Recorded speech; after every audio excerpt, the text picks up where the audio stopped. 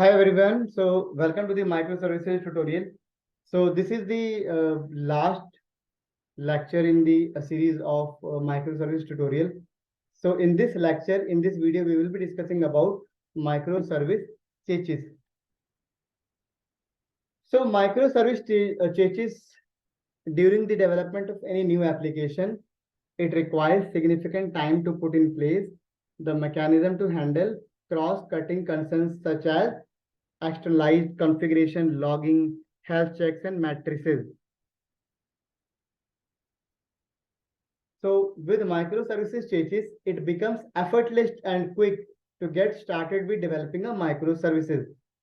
Some of the popular microservices changes frameworks include in Java we have frameworks like Spring Boot, Cloud, etc. And if you are using Go language, we have Gizmo, Micro, and GoKit.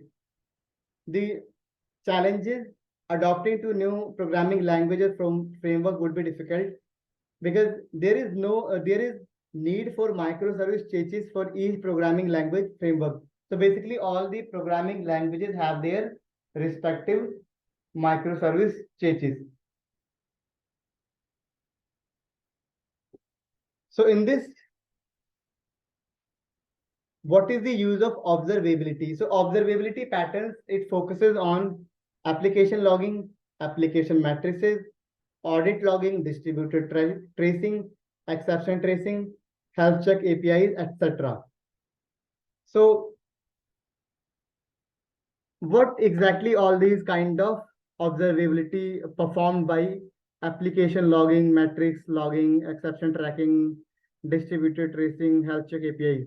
So if we talk about application logging, we have this error warnings, informations, and debug messages about actions that are tracked in a log file, which is known as application logging.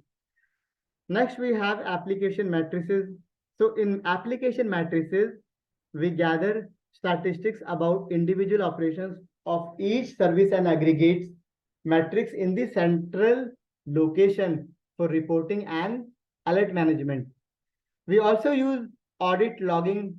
Audit logging is basically record user activity in a database. Then we have exception tracking. So it reports all exceptions to a centralized exception tracking service that aggregates and tracks exceptions and notifies the developers.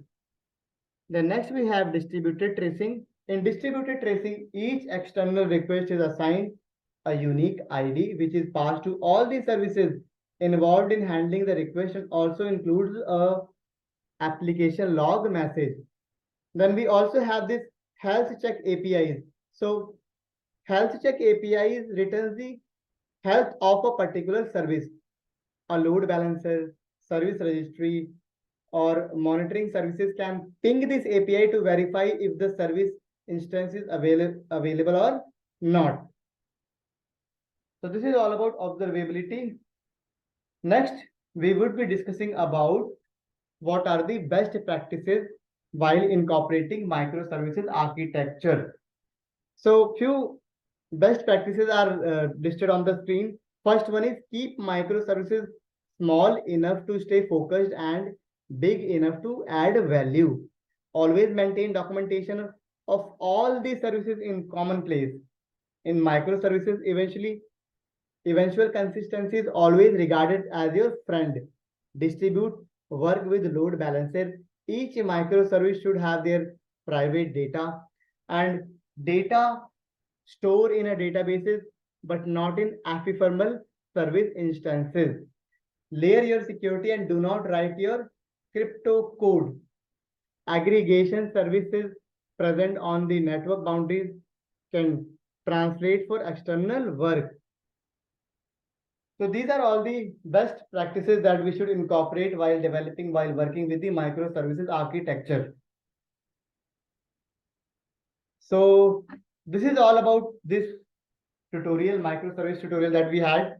So in this course, you have studied about what exactly the microservices, the three C's of microservices, how microservices work, my monolithic versus microservices, and what are the benefits of adopting microservices architecture, And we also studied about patterns of microservices architecture. So thanks for watching, guys. Hope you enjoyed this course and had a good learning. Thanks for watching this. Thank you.